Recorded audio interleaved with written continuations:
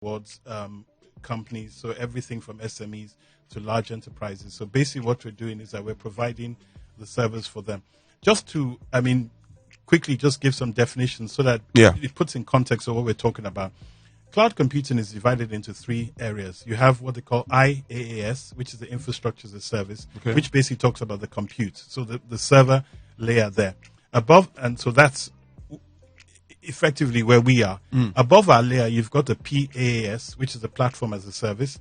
So platform as a service is somebody that uses the servers to do what they do. So for example, you have GoDaddy and people like that, or in our local terms, we've got UgoHost, who gives you a portal to manage your domain and all that. So that's the platform as a service.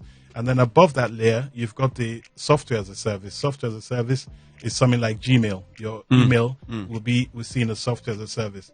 Now, software as a service is 60% of the cloud market. So they have a huge chunk of the cloud market. But unfortunately, we haven't developed enough applications in Nigeria that we put in the SaaS bandwidth of cloud computing. A lot of the SaaS softwares are outside Nigeria, so the homegrown people are still developing one-to-one. So they're failing to take advantage of the economy of scale. That if you build a SaaS platform, it's cheaper for the users and it's far more money for you because you sell far more. Like what the Chinese are doing.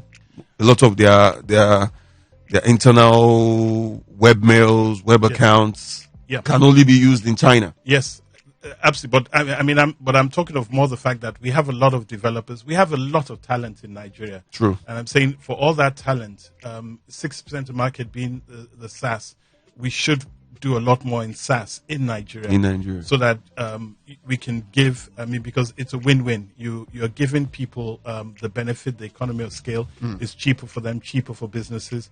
And at the same time, you, the developer, are able to make a lot more money, because you're selling a lot more of your package. The problem is, if you sell a software, let's say for 15 million, as opposed to giving someone for $500,000 a month, you're not going to sell as many. You're going to sell a lot more of that $500,000 a month than selling outright at 15 million. True. And it's easier to support in one place and easier to run it. And it's what you call a multi-homed computer that, several people are using the same platform. And so it's easier to just maintain it across the board.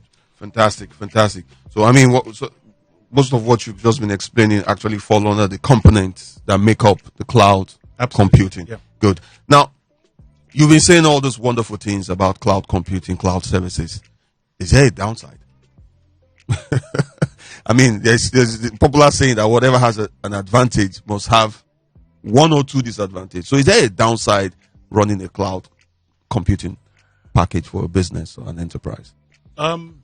Gosh, I would say no. But put it this way. Okay, let's look at it. Let's put a context to it. Yeah. What is the downside? I think downside is perception. Perception is that people say, if I give you my data, I'm sharing everything I have with you. So, and now I'm talking about security. But what people don't realize, as I always explain, is that you see the details of your data. I see the space you occupy. I don't see the details, so I don't see what you see. So if I give you 1 terabyte of space, I can see how much of that 1 terabyte you've used. But you can see the individual files. You can see in there and what you're doing. Now, also, the advancement of technology allows you to encrypt that data. So even if I wanted to take a look at what you had, I would just see gibberish because it's encrypted. So I don't see your data. I don't see what you're doing. So you're not naked to me? No, not at all. I don't see it. Interesting. So all I see is what you occupy, not your writing. Information in there. So I can't see your Word files. I can't see your Excel files. I can't see any of that. It just doesn't work that way. And also because of the way of the demarcation. So for example, people say, if you put me with another 5 people, maybe those other 5 can see my data. But the way the networking is done, it's like everybody has a different language. So, for example, you're residing in Chinese, the man next to you is in Japanese, the man next to you is in Spanish. So, never the twain shall meet. They cannot read or see what you're doing. They can't even access your data in there. And I always tell people, if you put your servers in your office, everybody knows the room that it's in. Everybody knows where it is. They can even see the wires coming from it. If you put your data in the cloud, nobody knows where it is. So you find, so that's, if you look at it and the statistics of intrusions and things going wrong, 70% of things going wrong is internal, is people within that actually break in. It's not a random person who just is walking along the road and says, here's William's data. Let me jump steal into some. it. No, they wouldn't even know that your data is there. They wouldn't even know exactly where to start or where you are, where you start, where you end. So that's the beauty of it. So if I put your question in a different way and say, is it safer in the cloud or safer on premise? It's safer in the cloud. In the cloud. Because you don't know where the data is. True. And then also, technology is allowing us to do a lot more in terms of securing your data. I'll give you an example. One of the most sensitive things that happen is the ransomware. Basically, what ransomware does is that people get access to your data and they lock you out of your data. And then you've got to pay a ransom to get access to your data. Now, we have a product, and what that product does is that it backs up your data daily, and it locks that data.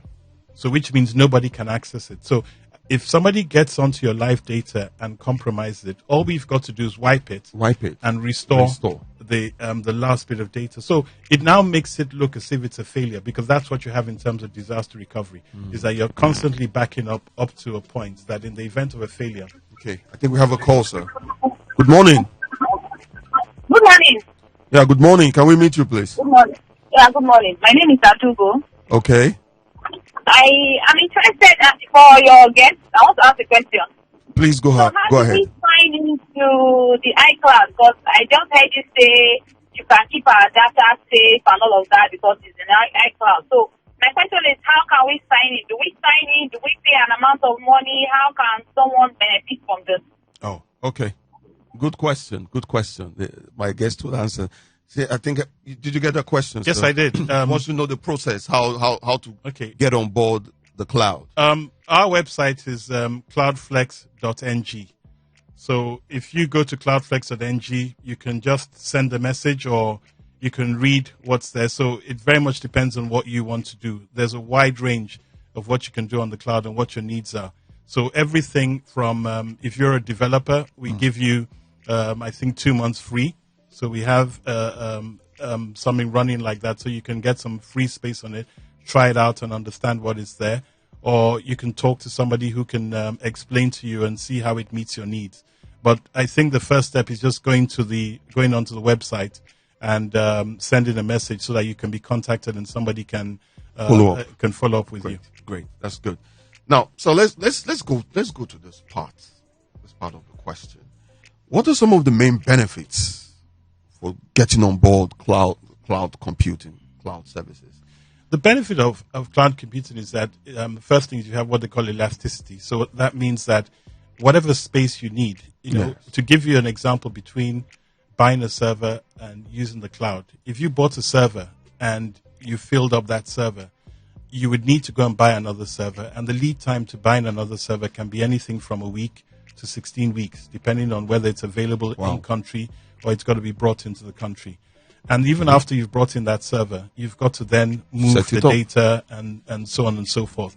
But on a cloud platform, your resources are elastic. So, for example, if you're using 1 gig of data, or let's say 100 gig of data, and you want to use beyond that, all you do is just carry on, and it just expands into there. You find that the server is slow. You want more processor speed. We just add more resources to you, and on the fly, you don't have to stop. It doesn't interrupt your business. You're working. So those are the advantages in there. So when you use words, they talk of agility. They talk of speed to market. They talk of the fact of minimizing the cost. So all those advantages you're getting without having to pay the cost, and that's the benefit of the economy of scale, because the platform's there, the size is there. That's not your worry. Interesting. Now, so let's look at the angle of acceptability so far. How has the general overall acceptance within the Nigerian business space been for a brand like yours, CloudFlex? You said you guys started 4 years ago. How has the acceptance been so far? It's been an interesting journey. For the clients we have on our platform, I think for them it's a revelation, and it's such, I think there's absolutely zero headache for them. Okay. We sit, basically, as we said, we're a set of computers sitting in a data center. In the data center we sit in, they have not had a failure in 5 years. So Wow. we've had Good. in uninterrupted service for 5 years. On our platform, we've built in redundancies and everything. So, for example, the new features, the things we've put in place, which we introduced this year, we've had zero downtime in 2020. Even with the pandemic, with the lockdown, with all the issues, it's not interrupted our service. But I think a lot of kudos goes to the data center we're in, and also to our technical team to be able to achieve that. But the thing is that the adoption of cloud in Nigeria is extremely slow, and it's out of step with the rest of the world. All the large corporations in America have made a policy that they will not have any data centers that they own, and everything is moving onto a public cloud. That's a policy that I think 90% of the Fortune 500 have made that decision. And yet in Nigeria, I think I would say less than 5% of the large businesses are looking at the cloud. And I think, there are a lot of reasons for that and a lot of factors why you have that. But I think it's negative for the country that we're not moving to the cloud and not embracing the cloud and not being in step with the rest of the world. Fantastic.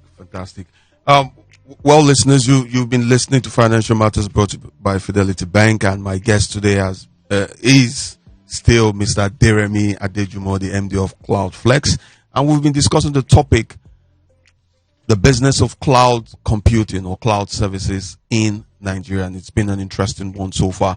Right about now, we'll go on a quick break, and when we come back, we'll talk about some of the experiences your brand have had, especially since the advent of the COVID-19, and how you've been able to weather the storm in all of this. So we'll be right back after this short break. This is how you walk when you know you've got your payments covered. You're confident. No bill payments can shake you. Need to make a quick payment? Your Fidelity banking app's available 24/7. You don't have data? Star 770 hash is all you need. You're out and about? Your Fidelity bank cards accepted everywhere.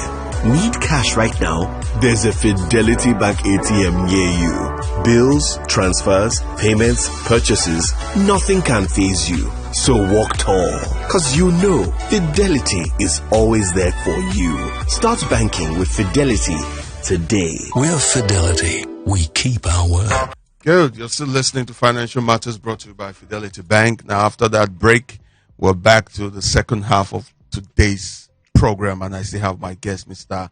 Remi Adejumo, the MD of CloudFlex. And yes, we've been discussing the topic of the business of cloud services or cloud computing in Nigeria and why it is important. So you're welcome back to the program this morning. Thank you. Now, the next question I have to throw to you is this. Really, how safe, though you've touched it a bit during your discussion so far, but how safe really or is a person's data or a business's data in the cloud? I would say it's extremely safe. Like I said, you compare it with on-premise, it's far safer because even your staff don't know where it is. They don't even know what we're doing to protect your data. And they don't even know how we manage the access to that data. So all that gives the advantage of safety for you. And like I said, 70% of the breaches are internal.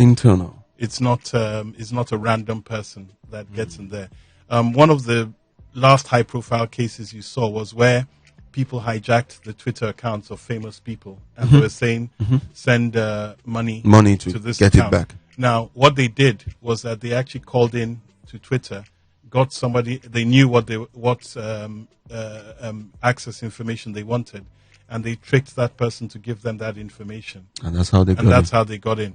So, there are various ways and various things. So what we do is we take precautions. We have several layers of security and data. So we have both physical barriers, and then we also have a form of demarcation